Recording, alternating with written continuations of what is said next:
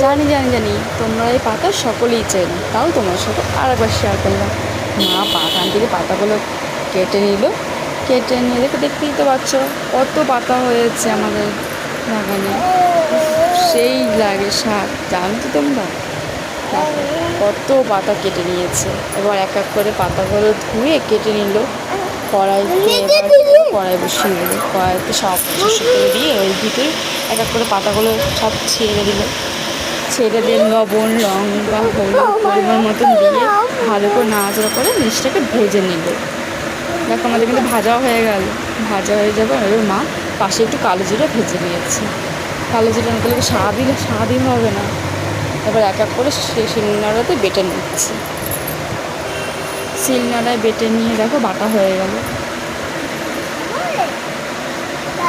এবার বেটে মা ওটাকে সুন্দর করে রেখে দিল বাটাতে। এবার প্রত্যেকে সরষের তেল দিয়ে দিচ্ছে। উফ, গরম ভাতে খেতে যা দারুণ লাগবে না, সেই সুন্দর লাগবে। নমস্কার।